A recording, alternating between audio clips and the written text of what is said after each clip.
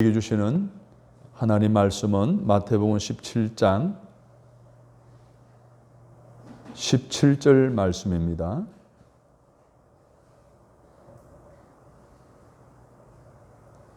예수께서 대답하여 이르시되 믿음이 없고 패역한 세대여, 내가 얼마나 너희와 함께 있으며 얼마나 너희에게 참으리요, 그를 이리로 데려오라 하시니라. 아멘. 산 믿음으로 살아야 이긴다라는 제목으로 말씀을 드리려고 합니다. 신앙과 인생은 마치 망망한 대해에 항해하는 것과 같다라고 비유되곤 합니다. 그만큼 인생과 신앙생활이 녹록지 않다는 그런 이야기죠. 거친 풍랑을 감당하고 그 가운데서도 방향을 바로잡고 나아가기 위해서는 우리에게 나침반이 필요합니다. 그리고 거센 파도를 뚫고 나아가기 위해서는, 끝까지 항해를 마무리하기 위해서는 에너지가, 동력이 강력해야 됩니다. 그 나침반이 되고 엔진이 되는 역할을 하는 것이 바로 말씀과 믿음입니다. 말씀은 우리의 삶의 방향을 정해준다면, 믿음은 그 방향과 목적지를 향해 나아가게 하는 에너지원이 됩니다. 그래서 신앙의 승리, 신앙의 삶에 있어서 완주를 하려면 우리에게 필요한 것은 바로 산믿음이 필요합니다. 오늘 본문의 예수님께서는 당신의 죽음에 대해서 말씀하시자 베드로와 제자들이 크게 실망을 합니다. 결과적으로 이 말씀을 들은 제자들은 큰 충격에 휩싸입니다. 그래서 예수님께서 제자들에게, 영적으로 침체해 있는 제자들에게 다시 한 번 더 그 신앙을 다시 불러일으키기 위해서 부활 신앙을 강조하시는 것이 바로 마태복음 17장의 중심 메시지입니다. 부활 신앙을 소망하는 산믿음이 없다면 거친 세파를 이겨낼 수 있는 능력이 없기 때문에 예수님께서는 제자들로 하여금, 침체해 있는 제자들로 하여금 부활의 신앙을 갖게 하기 위해서 그들을 데리고 산으로 가신 것입니다. 그러면 산믿음을 가지려면 우리가 어떻게 해야 될까요? 그 첫 번째로 하나님의 말씀을 주목해야 됩니다. 하나님의 말씀을 귀담아 들어야 됩니다. 하나님의 말씀에 귀를 기울여야 합니다. 예수님께서는 베드로와 야고보와 요한을 데리고 산으로 올라가셨습니다. 부활의 소망을 주고 그들에게 다시금 살아있는 믿음을 심어주기 위해서 산으로 데리고 가신 거예요. 거기에서 예수님께서는 영광의 형체로 바뀌시어 모세와 엘리야와 함께 대화를 나눕니다. 즉 예수님께서는 율법을 대표하는 모세와 선지자를 대표하는 엘리야와 십자가에 대한 대화를 나누고 있었습니다. 여기서 엘리야는 구약을 대표하는 것으로 예수님께서는 구약 전체를 증거하시는 분이심을 알려주시는 분이에요. 신약시대뿐만 아니라 구약시대의 율법에 관한 모든 내용들을 다 증거하는 분으로 엘리야를 통해서 간접적으로 말씀해 주고 있는 것입니다. 그러면 예수님께서는 왜 제자들에게 찬란하고 영광스러운 모습을 보여주셨을까요? 그것은 바로 제자들이 예수님의 고난과 십자가의 죽음을 생각하고 슬퍼하고 절망했기 때문에 예수님께서는 저들에게 하나님의 나라와 예수님의 영광에 대한 믿음과 소망을 심어주기 위해서 찬란하고 영광스러운 모습을 산 위에서 세 명의 제자들에게 보여주신 거예요.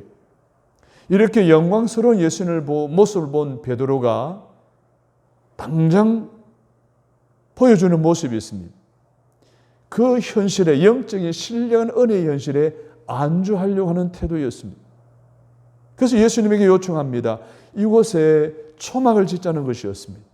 하나는 예수님을 위하여, 하나는 모세를 위하여, 하나는 엘리야를 위하여 이곳에서 이 은혜를 누리며 함께 지내면 좋겠다라고 하는 안주하는 그런 마음의 신앙의 태도로 예수님께 제안을 합니다.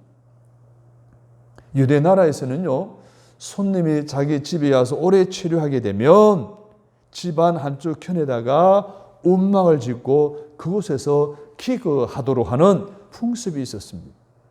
그 풍습에 따라 예수님도 그리고 모세도 엘리야도 그 산 위에 임재하시자 그곳에 모시고 싶어 그 은혜를 계속해서 자기들끼리만 누리고 싶었던 거예요. 그래서 베드로는 하나님 나라의 모습이 너무도 영광스럽고 좋았기 때문에 그렇게 영원히 살고 싶었던 거예요. 안주하고 싶었던 거예요. 그래서 초막을 짓겠다고 말한 것입니다. 그런데 이러한 베드로의 생각은 건강한 생각이 아니었습니다. 은혜 받으면 너무 좋잖아요. 은혜도 계속 누릴 수 있으면 너무 좋잖아요. 그런데 이것이 건강한 생각, 건전한 생각이 아니었다는 거예요. 성도의 최종 목적지는 어디입니까? 천국입니다. 고린도후서 5장 1절 2절에 보면 만일 땅에 있는 우리의 장막집이 무너지면 하나님께서 지으신 집 곧 손으로 지은 것이 아니요 하늘에 있는 영원한 집이 우리에게 있는 줄 아나니 과연 우리가 여기서 탄식하며 하늘부터 오는 처소로 덧입기를 간절히 사모하노라. 오늘 우리의 신앙의 목적지는 천국이에요. 오늘 우리가 많은 은혜를 받고 하나님의 많은 축복을 받아 부족함이 없이 산다 할지라도 오늘 현재 안주하면 되지 않는다는 거예요. 우리 모두는 천국으로 가고 있는 중이에요. 세상에서 받은 엄청난 하나님의 축복이 많을지라도 우리는 이 땅에 영원히 머물 수 없잖아요. 우리는 나그네 지나잖아요. 우리 필그림이에요. 순례자예요. 그런 목적지가 있어요. 이게 좋다고 안주하고 멈출 수 없는 거예요. 끊임없이 천국을 향해 가야 하는 우리의 신앙, 그래서 신앙의 승리를 끝까지 이루어야 하는 우리의 신앙의 목적을 포기해서는 안 된다는 거예요. 그래서 예수님께서는 이 베드로의 생각에 잘못됨을 아시고 내려가라고 합니다. 은혜의 자리에서 머물러 있지 말고 안주하지 말고 세상으로 나아가라는 거예요. 은혜를 받았으면 받은 은혜를 세상으로 흘러보내라는 거예요. 산 아래로 내려보내라는 거예요. 이웃에게로 전파하라는 거예요. 세상에서 안주하려는 사람은 결코 천국을 기업으로 받을 수가 없습니다. 야고보 4장 14절에 보면 내일 일을 너희가 알지 못하는도다. 너희 생명이 무엇이뇨? 너희는 잠깐 보이다가 없어지는 안개니라. 영원히 머물 수 없는 오늘 우리가, 안개와 같은 오늘 우리가 마치 이곳에서 영원히 머물 것 같은 만족함을 계속 누려야만 될 것 같은 그런 아니라며 우리의 신앙이 빠져 있으면 우리의 삶 속에는 아무 일도 일어나지 않는다는 거예요. 내게만 은혜가 되고 내게만 기쁨이고 내게만 만족되어지는 것은 하나님이 원하지 않는 것을 우리가 너무나 잘 알기에 오늘 산에 머물려고 하는 베드로를 향하여 하나님께서는 뭐라고 그럽니까? 5절을 보십시오. 하나님께서 베드로에게 말하기를 예수의 말씀을 들으라고 명령합니다. 다시 말해서 예수님이 지시하는 대로 따르라는 거예요. 산 아래로 내려가라는 예수님 말씀에 순종하라는 거예요. 예수님 말씀에 귀를 기울여 순종하지 않으면 우리는 항상 현세의 안을만을 추구하는 따라서 합니다. 안전병의 신앙. 안전병의 신앙에 머무를 수밖에 없어요. 막 은혜 받고 충만하고 막 기쁨이 있고 감정이 넘치는데 하나님 보실 때는 안전병의 신앙이에요. 신앙의 진보와 신앙의 성장이 없어요. 신앙의 확장이 없어요. 지경이 넓혀짐이 없어요. 선한 영향을 끼침이 없어요. 그건 아무것도 아니에요. 하늘나라가 막 아무 상급이 없는 거죠. 그래서 하나님이 베드로에게 예수님의 말씀에 순종하라고 명령하시는 거예요. 오늘 우리의 신앙을 이용하여 세상 쾌락을 얻고자 하고 있지는 않습니까? 그래서 받은 은혜를 만족하고 그곳에 머물러 있으려고 하지는 않습니까? 내가 받은 은혜만 됐지 그 은혜를 나누려고 하지 않고 나만 차지하려고 하는 그런 어떤 개인주의의 신앙적인 차원에 머물러 있지는 않습니까? 다시 한번 오늘 주시는 말씀대로 하나님의 말씀에 귀를 기울이고 순종하는 신앙생활을 통해서 오늘 세상의 쇠파 속에서도 나침반과 동력을 의지하여 목적지까지 천국까지 끝까지 나아가 다다를 수 있는 승리할 수 있는 그런 참 믿음으로 나아가는 저와 여러분이 되시기를 간절히 바랍니다. 두 번째로 참 믿음으로 살아가기 위해 참 믿음으로 살아가고 살아있는 믿음으로 살아가기 위해서는 믿음 없음을 고백하고 하나님의 도움을 구해야 합니다. 한 아버지가 간질병 걸린 아들을 데리고 와서 제자들에게 고쳐달라고 합니다. 14절 15절 말씀이에요. 근데 제자들을 모셔보십시오. 좀 쩔쩔매고 있는 거예요. 어찌할 바를 모르고 있는 거예요. 이때 예수님께서 변화산에서 내려오셔서 그 아이의 병을 고쳐줍니다. 3년 동안이나 주님을 따라다녔고 수많은 기적을 보았고 엄청나게 배웠고 하나님의 능력, 주님의 능력도 엄청나게 덧입었음에도 불구하고 말씀을 배운 제자들이 귀신 하나도 쫓아내지 못한 이유는 따라서 합니다. 그들에게 믿음이 없었기 때문입니다. 그들의 믿음이 없었기 때문이에요. 20절 보십시오. 그렇게 지적하고 있어요. 우리가 말씀을 듣고 배울지라도 그 말씀을 진실로 받아들이지 않고 믿지 않으면 우리는 능력 있는 삶을 오늘 이 시대에 이 세파 가운데 살아갈 수가 없습니다. 왜 풍랑 가운데 쩔쩔맵니까? 왜 방향을 잃어버리고 당황합니까? 믿음이 없기 때문이에요.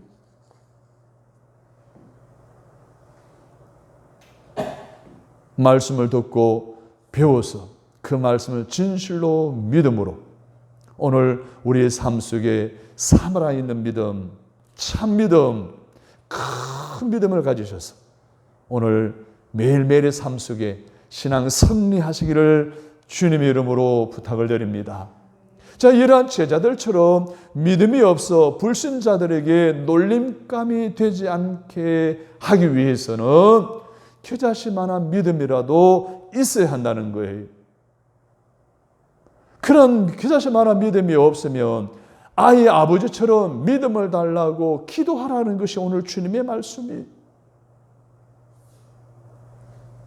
마태복음 21장 22절에 너희가 기도할 때 무엇이든지 믿고 구하는 것은 다 받으리라 하시니라. 마가복음 11장 24절에 그러므로 내가 너희에게 말하노니 무엇이든지 기도하고 구하는 것은 받은 줄로 믿어라. 할렐루야. 그리하면 너희에게 그대로 되리라. 주님이 그렇게 말씀하셨어요. 마가복음 9장 24절은 곧 그 아이의 아비가 소리를 질러 가로되 내가 믿나이다. 나의 믿음 없는 것을 도와주소서 하더라. 주님께서 믿음 없음으로 부끄러움을 당하지 말고 겨자씨만한 믿음이라도 가져라. 그 믿음이라도 없으면 이 아이의 아버지처럼 구하라는 거예요. 혹 우리가 살아가는 삶 속에 내 자신의 믿음 없음에 대하여 심각하게 고민해 본 적이 있습니까? 내 믿음 없음을 내 스스로 깨닫고 부끄러워한 적은 없습니까? 내 삶에 일어나는 모든 일과 사건이 믿음의 결핍 때문은 혹 아닌가요? 겨자씨만한 믿음을 가지라고 하시는 오늘 주님의 음성을 듣고 그 믿음이 없으면 그 믿음을 달라고 구하라고 부탁하시는 주님의 말씀을 가슴 속에 새기고 산 믿음으로 오늘 날마다 승리하며 나아가는 내 삶 속에 날마다 영적인 은혜를 체험하고 말씀의 능력을 경험하고 살아가는 저와 여러분이 되시기를 간절히 바랍니다. 세 번째로는 산 믿음을 가지려면 오해를 받지 않도록 조심해야 합니다. 무슨 말인가 하면 예수님께서는 갈릴리에서 제자들에게 자기가 고난당하다가 십자가에 달려 죽어 사흘 만에 살아날 것에 대해서 말씀하십니다. 22절, 23절의 말씀이에요. 이 말을 들은 제자들은 예수님의 죽음에 대한 소식을 듣고 심히 근심하고 있어요. 그 후 예수님께서 가버나움에 오셔서 계실 때에 성전세를 받는 자들이 와서 성전세를 내라고 독촉을 합니다. 당시 20세 이상의 유대 남자는 성전의 유지를 위해서 반세겔의 성전세를 내야 됐습니다. 이 반세겔은 사람에 따라 다 다르고 또 금, 은 이런 또 종류에 따라 다르기 때문에 뭐라고 딱히 규정할 수가 없습니다. 하여튼 반세겔이라고 하는 가치를 성전세를 내야 되는 것이 당시의 유대 남자들의 의무였습니다. 신앙의 의무이기도 됐습니다. 그런데 26절에 보면 예수님께서는 하나님의 아들이기 때문에 성전세를 낼 필요가 없다라고 말씀하셔요. 그래도 내야 된다는 거예요. 성전세를 낼 이유가 없음에도 불구하고 성전세를 내라고 한 이유가 있어요. 예수님께서는 성전세를 내지 않으므로 유대 사람들이 예수님을 향해 성전을 무시했다는 오해를 받지 않기 위해 성전세를 납부하셨다라고 우리가 짐작해 볼 수 있어요. 예수님께서는 이해의 수준이 낮은 사람들과 불필요한 충돌을 원하지 않으셨던 거예요. 예를 들면 이래요. 잠언서 3장 30절에 보면 사람이 내게 악을 행하지 아니하였거든 까닭 없이 더불어 다투지 말며 이유 없이 다투지 말라는 거예요. 그리고 잠언서 18장 6절에 보면 미련한 자의 입술은 다툼을 일으키고 그 입은 매를 자청하느니라. 지혜로우라는 거예요. 신앙생활, 사회생활, 인간관계 생활 속에 신앙생활하는 우리 그리스도인들은 지혜로우라는 거예요. 그냥 이유 없이 다투거나 경쟁하거나 논란을 일으키지 말라는 이야기예요. 왜 그렇습니까? 그들은 이해 수준이 낮아요. 영적인 것에 대한 이해 수준이 낮아요. 요즘 코로나 바이러스로 인해서 성도들이 그래도 예배를 지켜야 된다고 계속 이렇게 이야기하고 주장하고 하니까 이 세상 사람은 이해를 하지 못하는 거예요. 사실 우리도 세상 사람은 이해를 못하는 거예요. 그렇게 하지 말았는데 왜 그렇게 가는 것인지, 왜 그렇게 하지 말한 것을 하는 것인지. 이태원 사건 아니었으면 이런 사태가 커지지 않았죠. 자, 여하튼 서로 이해하지 못하는데 오늘 그리스도인의 입장에서 세상 사람들이 이해하지 못하는 그런 부분들 수준이 낮은, 영적인 수준이 낮은 그들을 오해를 불러일으킬 이유가 없다는 거예요. 그래서 오해를 받지 않기 위해 예수님이 성전세를 내신 것처럼 우리 또한 세상 사람과의 사회와의 국가의 관계성 속에서 오해를 불러일으키는 일들은 지혜롭게 피해가거나 또 지혜롭게 그 문제를 풀어가야 된다는 거예요.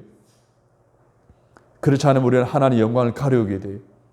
그렇지 않으면 전도의 문을 막아버리게 되는 거예요. 오늘날 신앙은 훌륭한데 지혜가 부족해서 전도에 실패를 많이 하는 사람들이 얼마나 많습니까? 불신자들은 신앙을 온전히 이해하지 못합니다. 교회 생활에도 교회 진리에 대해서도 예배가 얼마나 중요한 것에 대해서도 주일 성수가 얼마나 중요한 것에 대해서도 그들은 알지도 못하고 이해하려고도 들지 않습니다. 그들에게 오늘 우리 예수님께서는 성전세를 내라 하시면서 지혜롭게 대처하라 가르치셨습니다. 사소한 문제로 그들과 충돌하여 그들에게 복음을 전하는데 걸림돌이 되지 말라는 거예요. 우리는 이웃과의 관계에서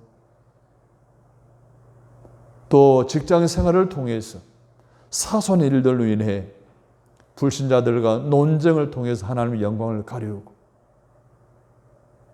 또 그래서 전도의 문이 막혀버리는 그런 일들이 일어나지 않도록 뱀같이 지혜롭게 비둘기같이 온유하게 문제가 발생할 때마다 극복하고 또는 우회해 나가고 또는 뛰어넘고 돌파해 나가는 그래서 하나님의 영광을 가리지 아니하는 그래서 살아있는 믿음의 건강한 모습을 세상 사람들에게 보여줄 수 있는 저와 여러분이 되시기를 간절히 바랍니다. 자, 믿음이 인도라 말하면서 믿음의 능력을 나타내지 못한다면 그 믿음은 죽은 믿음에 지나지 않겠죠. 살아있는 믿음일 수가 없습니다. 살아있는 믿음은, 겨자씨만한 믿음은 놀라운 역사와 능력들이 나타납니다. 오늘 우리의 삶 속에 세상 사람들에게 하나님의 살아계심을 보여줄 수 있는 살아있는 믿음의 생활을 살아낼 수 있기 위해서 우리는 하나님 말씀을 귀담아 들어야 됩니다. 믿음 없음을 고백하고 믿음을 달라고 기도해야 됩니다. 오해를 받지 않도록 지혜롭게 조심스럽게 하나님의 영광을 가리우지 아니하는 믿음의 삶을 살아야 합니다. 그래서 하나님의 살아계심을 증거해 보이고, 그래서 전도의 문을 활짝 열어나가는 믿음에 승리하는 저와 여러분이 다 되시기를 주님의 이름으로 축원합니다. 주신 하나님, 오늘도 저희들을 사랑해 주시니 감사합니다. 깨닫게 해주시니 감사합니다. 하나님 음성을 들을 수 있게 해주시니 감사합니다. 산믿음으로 살아가도록 오늘 저희들 말씀을 심어주셨는데 더욱더 말씀의 귀를 기울이며 살아가게 하시고, 오늘 현세의 안일과 만족에 머물러 있는 안전뱅이 신앙에서 벗어나 말씀을 쫓아 살아가고 말씀에 순종하며 살아감으로 성숙한 그리스도인의 삶을 살아가게 하여 주시옵소서. 오늘 믿음 없음을 우리 하나님이 주님이 지적하시면서 작은 겨자씨만한 믿음이라도 가지라고 하신 말씀에 귀를 기울여 순종합니다. 그 믿음이 없으면 달라고 기도하라고 하신 말씀도 순종합니다. 기도함으로 믿음을 얻게 하시고 믿음으로 순종함으로 하나님의 기적의 주인공으로 살아가게 하여 주시어서 하나님 살아계심을 드러내게 하옵소서. 오늘 우리의 삶 속에 전도의 문을 가로막는 일은 없었습니까? 하나 영광을 가려는 일은 없었는지 오늘 우리 자신들을 돌아보며 이제는 지혜롭게 기독교인의 국가적인 의무를 다 감당함으로, 사회적인 의무를 다 감당함으로 이 코로나 바이러스 시대에 하나님 살아계심을 증거해 보이는 그러한 믿음의 삶이 되어지도록 성령님 강력한 기름 부으심 은혜를 덧입혀 주옵소서. 또다시 나흘 동안 살아갈 때 이 말씀 안에서 승리하며 살아가도록 성령이 도와 주시옵소서. 예수님의 이름으로 간절히 기도드립니다. 아멘.